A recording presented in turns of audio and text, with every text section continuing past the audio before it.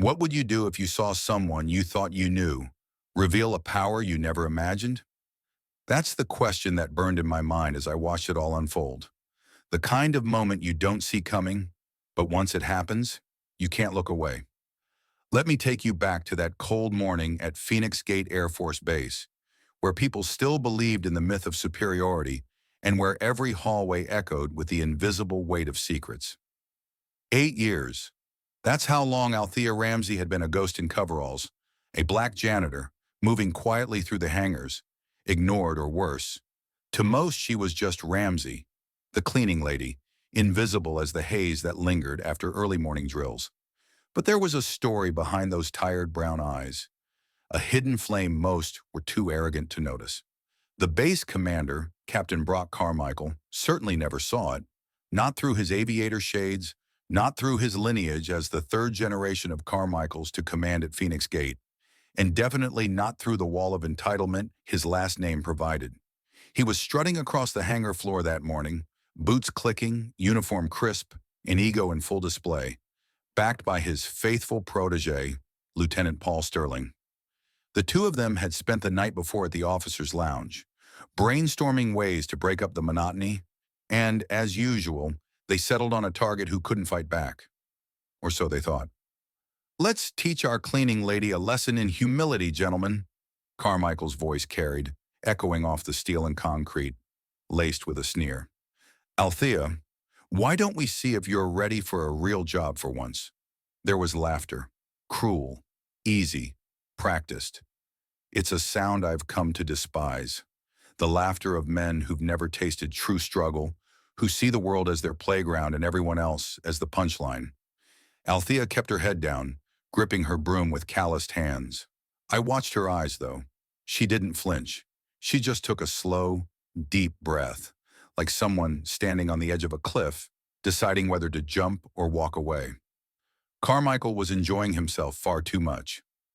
"You know what your problem is, Ramsey," he called, walking closer, every word designed to sting. "People like you think you can do anything just because the world got soft about diversity." Althea's eyes flickered.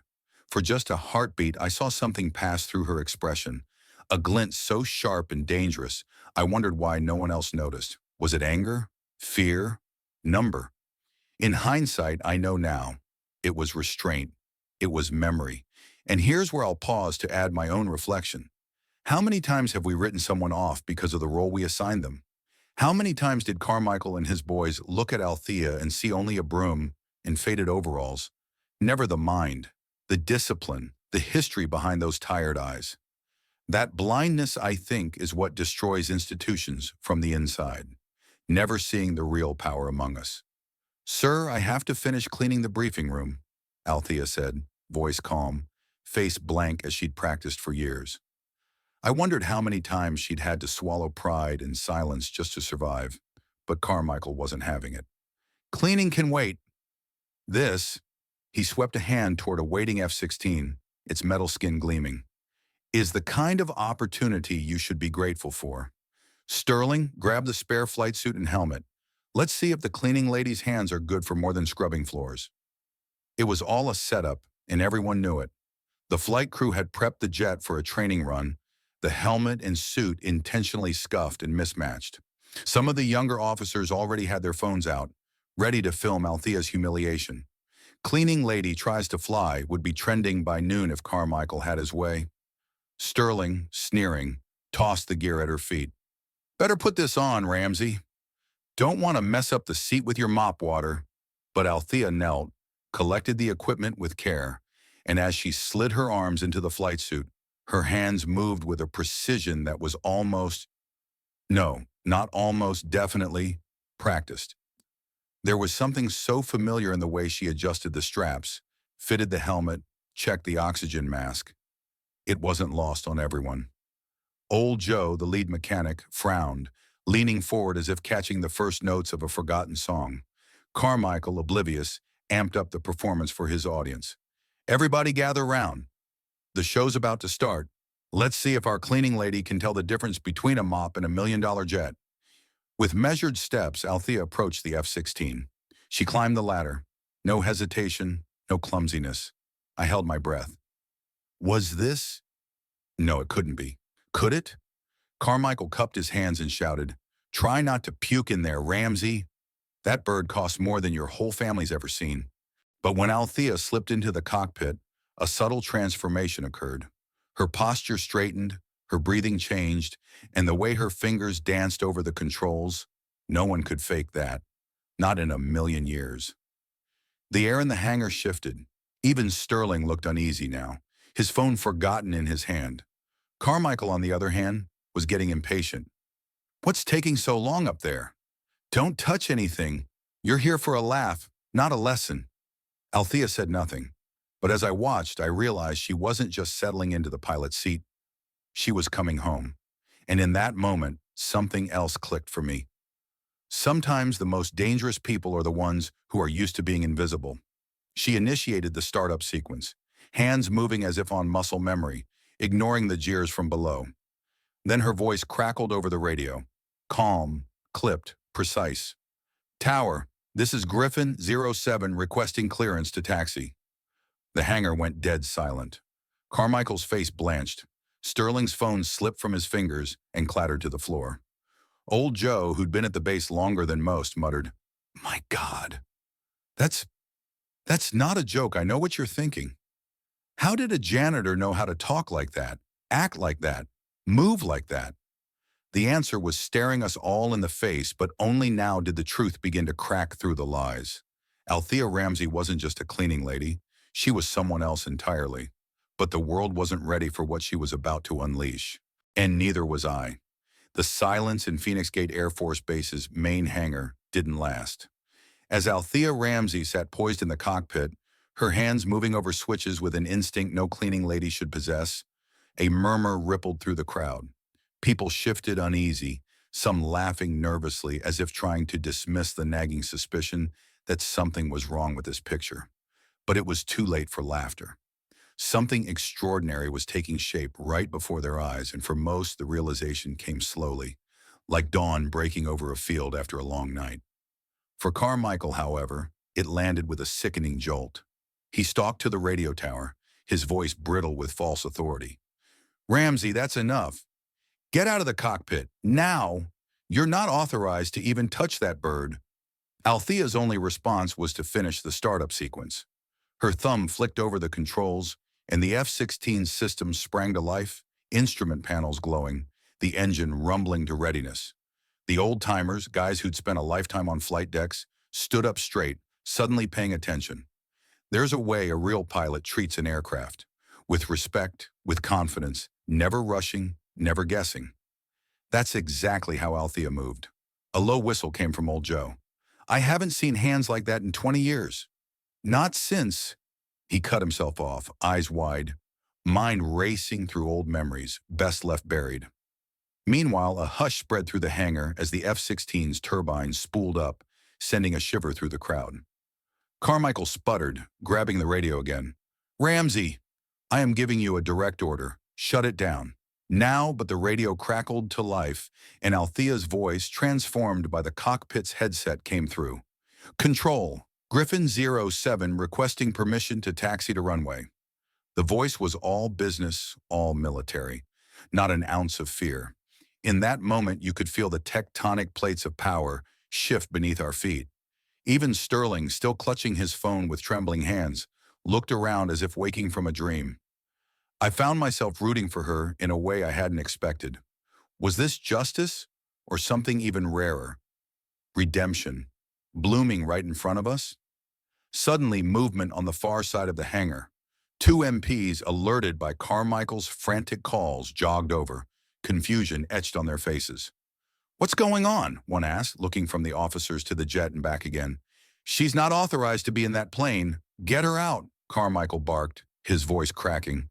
But the MPs hesitated, because by now the whole hangar sensed that something bigger than a prank was happening here. Inside the cockpit, Althea continued her pre-flight checks, each motion practiced, deliberate. Her face, usually masked in weary resignation, was now lit with an intensity I'd never seen. She looked 10 years younger, transformed by the old fire, her true self burning through the janitor's shell. It struck me then, and I have to say it, Our institutions are filled with people whose talents go unseen, buried by prejudice and routine. Sometimes the greatest strength hides in plain sight, waiting for the right spark. And what a spark Carmichael had provided. He was pacing now, sweat beading on his brow, grabbing at straws. Call base security. Now! That's a military jet. I want her arrested for theft. But his authority was eroding with every tick of the clock as the reality of the situation dawned on his audience. Sterling, for his part, had stopped recording, staring at Althea with wide-eyed fear and maybe a touch of awe. On the flight line, a second realization swept over the mechanics. The way she adjusted the mirrors, found the pedals, checked the HUD, all automatic. These weren't the actions of someone play-acting. They were the marks of deep experience. "Holy hell," old Joe muttered, loud enough for those nearby to hear. "She's the real deal. I've seen that before. Phoenix. She flies like Phoenix did." Someone else gasped. The legend of Phoenix Williams, the black woman who'd once set records and shattered glass ceilings in the Air Force, was the stuff of myth around here. She'd vanished in disgrace, they said, framed for something no one really believed she'd done. But that had been 8 years ago. No one connected the dots, at least not yet. Suddenly, a new voice entered the fray. Over the base radio, calm and authoritative. "All personnel, this is Colonel Isaac Monroe." "What's going on at Hangar 1? The base commander himself interrupted mid-meeting, his tone icy. Carmichael rushed to reply, his words tumbling over each other. "Sir, we have an unauthorized incident. A civilian is in the F-16. I'm ordering her to disembark." There was a pause, then Monroe's voice again, softer but sharper. "Who authorized the aircraft for today's training sortie?" Silence. No one spoke, because they all knew the answer. It was scheduled for Carmichael's own show-off session, a demonstration for his senator father's upcoming visit. "Why isn't the pilot present?" Monroe pressed. Still no answer. The F-16's engine now roared, vibrating through the hangar. Althea's face was the picture of focus, her hands at home, as if the 8 years scrubbing floors had been nothing but a long, bitter layover. She toggled the comms, voice professional, cool. "Tower, Griffin 07 ready for taxi, requesting clearance." There was a crackle, a stammer from the tower, but no clear denial. Carmichael lunged for the microphone. "Cancel that clearance." "Shut her down." But even as he spoke, a new presence arrived on the scene. Colonel Monroe himself, striding in with a retinue of aides, all eyes drawn to the spectacle. He glanced once at Carmichael, then at Althea in the cockpit. Something passed between them, recognition, suspicion, a flicker of history. Monroe's aide, Major Elena Cruz, bent in to whisper, "Sir, there's chatter among the techs. They say she flies like Phoenix Williams." Monroe's face tightened. "That's impossible. Phoenix Williams is dead or disappeared." As the F-16 rolled gently onto the taxiway, perfectly aligned, the MPs made a half-hearted attempt to intercept, but the jet's canopy was already closed. Monroe took the radio, calm but with a trace of awe in his voice. "Griffin 07, identify yourself." Inside the cockpit, Althea hesitated only a fraction of a second. "This is Lieutenant Colonel Althea Phoenix Williams, Air Force serial number 226-394-017. 8 years ago, I was erased. Today, I reclaim my name." There was a beat of stunned silence. Then the hangar erupted into chaos. Shouts, gasps, officers scrambling for answers, and somewhere, the sound of old Joe whispering a prayer of gratitude. It was as if a ghost had materialized, flesh and blood, returning to demand her reckoning. Monroe's voice broke, trembling with emotion and shock. "Phoenix, I'm so sorry. I had no idea." But Althea cut him off, her tone steely. "Sir, for 8 years I cleaned the bathrooms where your officers made jokes about diversity and competence. I heard every word. Today, I remind this base that real skill knows no color, no rank, and certainly no privilege."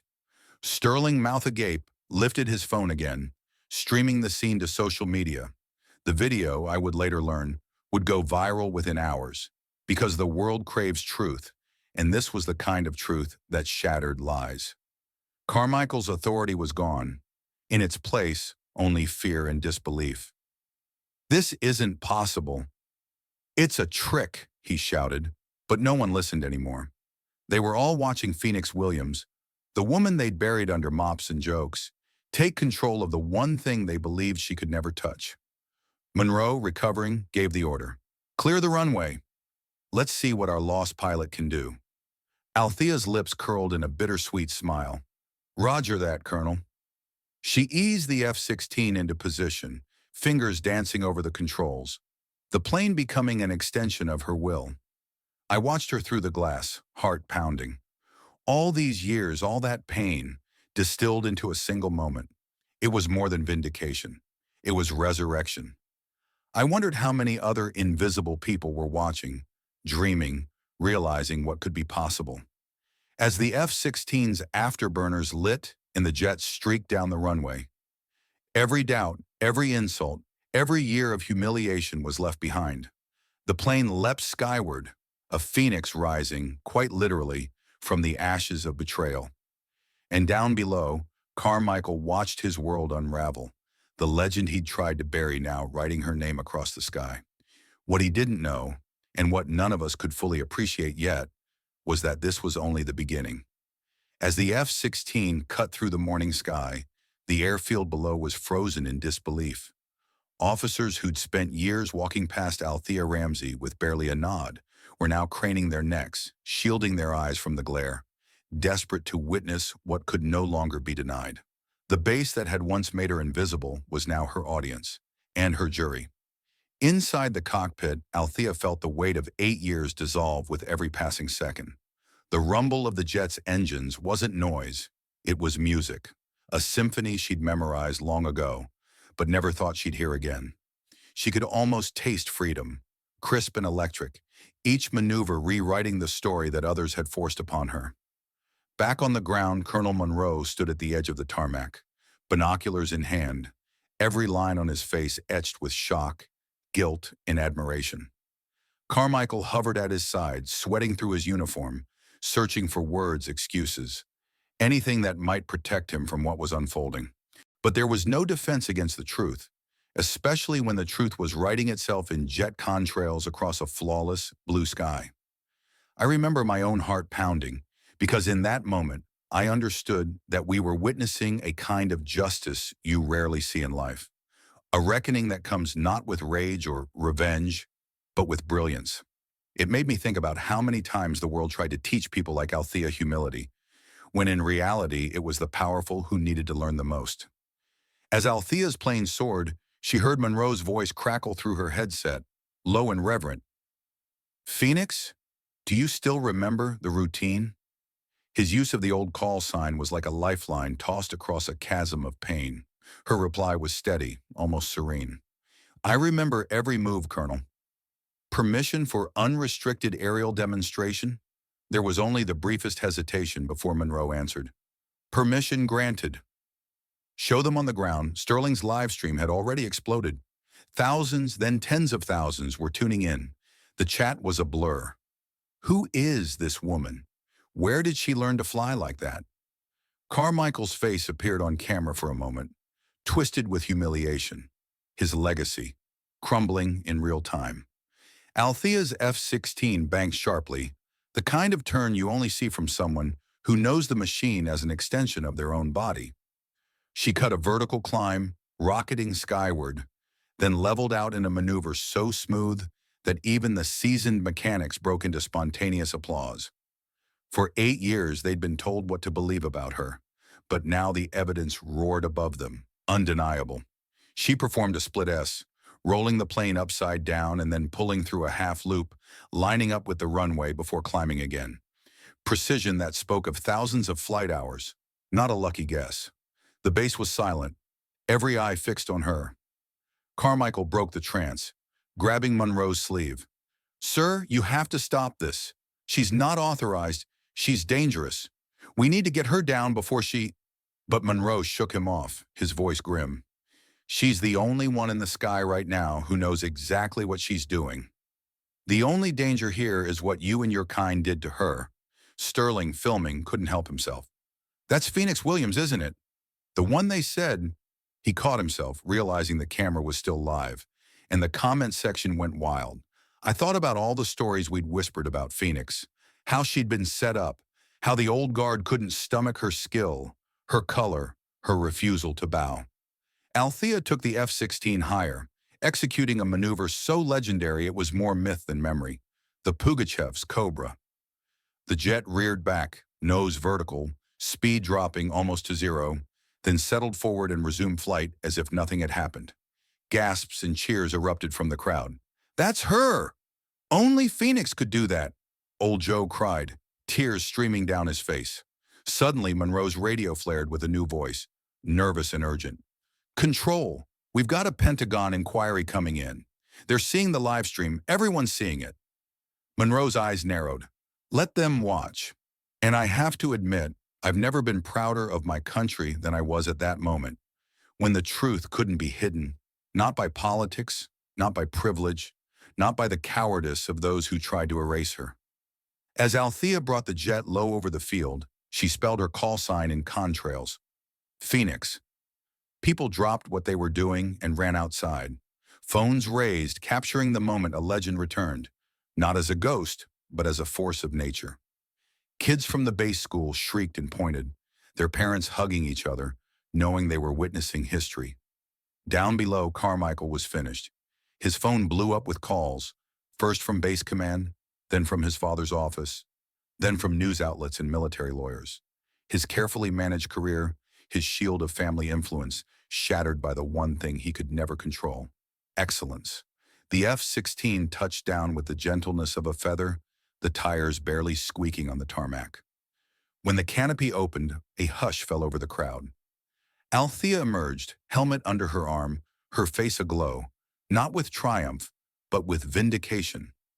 Every step toward the assembled officers and camera crews was a step out of the shadows. Monroe met her with a slow, trembling salute. "Lieutenant Colonel Williams," he said, the title echoing across the tarmac. "Welcome home." She nodded, her voice carrying over the silence. "Thank you, Colonel. For a long time, I didn't think I'd see this day. And here, as a storyteller and a witness, I have to add, there was not a dry eye among us. Even the skeptics, even those who joined in the laughter at her expense, now bowed their heads, the shame written plain across their faces. In that moment, justice was not just served, it was lived. Carmichael tried to speak, but his words died in his throat. His power, his protection, all vanished in the presence of the truth he had tried so hard to bury. A wave of reporters burst through the crowd, microphones raised. "Colonel Williams, where have you been all these years? What would you say to those who betrayed you? How did you keep going?" Althea raised a hand for silence. "For 8 years, I was a janitor here. I heard every joke, every slight, every assumption about what people like me could and couldn't do. But I didn't stop being a pilot. I didn't stop being Phoenix Williams." The lesson here is simple. Never let anyone else define your worth. Not even for a day. Monroe stepped forward, an official document in his hand.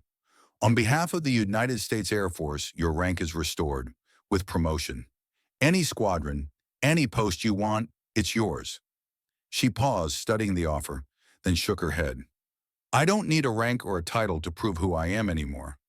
I'd rather build something new, something that will outlast all of us." At that, the crowd erupted, not just in applause, but in something deeper, a recognition that a system that tried to erase her had only made her stronger. The cameras swung to Carmichael, now the loneliest man on the airfield. "Captain Carmichael," one reporter asked, "how does it feel to be remembered as the officer who tried to humiliate a hero?" He stammered, looking for rescue, but there was none. That's the thing about history. It's written in moments like these, and the pen was no longer in his hand. As the crowd surged around Althea, people shouting her name, children begging for autographs, I realized we had all been changed. Her courage forced us to see each other differently, to question what we'd accepted as truth, to ask ourselves, who are we ignoring? Who are we underestimating? And quietly, I promised myself never to mistake humility for weakness again. What does it mean to truly rise from the ashes? To turn every humiliation, every whispered slight, every stolen year into the raw fuel for a rebirth so spectacular, the world has no choice but to watch? In that moment on the tarmac, Althea Phoenix Williams became more than a legend. She became the proof that dignity can outlast injustice and that one person's courage can crack open an entire system's facade. The sun was setting over Phoenix Gate Air Force Base, painting the sky in streaks of orange and gold. The crowd was swelling. Military personnel, journalists, even families from the nearby town who'd heard the commotion and come running. Kids hoisted on shoulders, eyes shining with something new. Hope. I remember thinking, this is the moment people will tell their grandchildren about. The day a janitor made the world remember who she really was. As Althea walked back across the tarmac, still in her borrowed flight suit, her path was lined not by generals or politicians, but by the maintenance staff, the kitchen workers, the other invisible faces of the base. Old Joe was the first to step forward, tears streaking the grease on his cheeks. We knew, Phoenix. Maybe not the details, but we always knew you were someone special. Althea took his hand, squeezing it gently. Joe, you and your crew kept this place running for years. People like us, we see each other, even when the world pretends not to. The officers' club emptied onto the tarmac, faces a mix of shame and awe. Lieutenant Sterling hung back, phone forgotten, eyes fixed on the ground. Carmichael, for once in his life, had no words.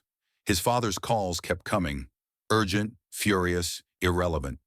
And then, as if on cue, Colonel Monroe raised a bullhorn, his voice steady and strong. Attention, all personnel. Today we witnessed a moment of truth, one that will echo through the halls of this base and beyond. Lieutenant Colonel Williams, Phoenix, has not only proven her skill, but exposed the rot that can take hold when power goes unchecked and stories are silenced. He paused, letting his words settle.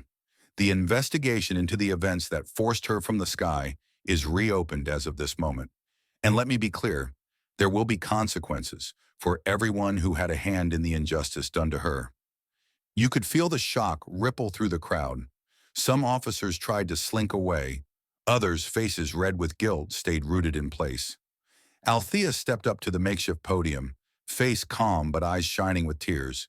She addressed the base, but really she was speaking to anyone who'd ever been told they were less than, anyone who'd been made to feel small. For 8 years, I was given the title of janitor, and I wore it with pride because honest work is never beneath anyone. But I never stopped being a pilot. I never let the world's labels erase my own truth. I want every young person watching this, every little girl who's told she can't, every black child whose dreams are called too big, to remember this moment. Because your value isn't measured by your uniform, your title, or what others see. It's measured by what you know in your bones, what you refuse to let die inside you. The crowd erupted. This wasn't applause. It was something deeper, a collective recognition. The mechanics pounded their fists against toolboxes. The kitchen staff wept openly. Even Monroe wiped his eyes. The base was united, if only for this brief moment, by the gravity of what they'd witnessed. But the story wasn't over. The world was watching. In the hours that followed, the footage from Sterling's stream exploded across social media. Hashtag Phoenix Rises, hashtag Janitor Pilot, hashtag Dignity Unbroken, all trending worldwide. Journalists camped outside the base, clamoring for interviews, for sound bites, for a piece of the legend. And at the center of it all was Althea, calm in the chaos, refusing to let her story be rewritten by others ever again. The investigation, reopened by Monroe and now monitored by federal authorities, moved fast. It turned out Althea had never stopped fighting in her own way. She had a file, a thick folder, passed secretly to trusted friends over the years, packed with evidence, forged documents, secret recordings, emails, and even a deathbed confession from one of the original conspirators. There was no escaping the truth now. Within days, Carmichael was suspended, pending a formal court-martial. Sterling resigned before charges could be filed. A handful of other officers, some high-ranking, found themselves under a microscope, their careers dissolving as quickly as their power. The Air Force, under immense public pressure, issued a rare formal apology and announced sweeping reforms for how whistleblowers and minority personnel would be treated. But, as Althea said in her first national interview, apologies are just words. Real justice is change. 3 months later, the world watched as Althea Phoenix Williams, in full dress uniform, received the Congressional Medal of Honor. On the steps of the Capitol, she spoke not of revenge, but of forgiveness and the power of truth. For a long time, she said, I thought justice meant making my enemies suffer as I did. But real justice is building something better, so that no one else has to walk through what I did. My greatest revenge is not their downfall. It's the fact that I am still here, still flying, still unbroken. But her story didn't end there. Instead of accepting a lucrative government post, Althea used her new platform, and a generous settlement from the Air Force, to found the Phoenix Academy, a school for young pilots from marginalized backgrounds. There she taught not just flying, but resilience, teamwork, and the courage to speak up, no matter how much the world tries to silence you. The Academy's motto, painted in bold red across its main hangar, became a rallying cry. Rise, refuse. Remember, the first class included kids from every corner of America, poor neighborhoods, foster care, even a few who'd once been labeled as troublemakers or not leadership material. Althea watched them climb into their trainers for the first time, her heart soaring higher than any F-16 ever could. Old Joe became the head mechanic. Monroe, now retired, volunteered as an advisor. Even some of Althea's harshest critics came to teach, forever changed by her story. One evening, a young cadet, a quiet girl from Atlanta, eyes fierce and hopeful, asked Althea, "How did you keep going when it felt like the whole world was against you?" Althea smiled, kneeling to meet her at eye level. "Because I knew the world only wins if you let it make you small. If you stand tall, even if you're cleaning floors, you win. And one day when you get your chance, you make sure the world never forgets who you really are." As for Carmichael, his name faded from the news, his family's legacy shattered by public disgrace and criminal charges. He'd built his world on exclusion and cruelty, but it was gone in an instant, swept away by the power of one woman's dignity. And that, perhaps, is the lesson that burns brightest for me and for anyone who's ever felt invisible. The world may try to bury you, to erase your achievements, to strip you of your name and your story. But dignity, once ignited, is a fire that cannot be put out. It may smolder for years hidden from view, but when it bursts into flame, it can light the way for generations. To everyone watching, to everyone who's ever wondered if the truth can really set you free, remember Althea Phoenix Williams. Remember how she rose, not in anger, but in triumph. How she built something new from the ashes so that others could soar higher than she ever dreamed. And if you're feeling that fire inside you now, hold on to it. The world needs your courage more than ever. If this story moved you, don't forget to share it, comment with your thoughts, and subscribe for more true stories of hope, resilience, and the power of refusing to be defined by anyone but yourself. Because sometimes the greatest victory is simply daring to rise.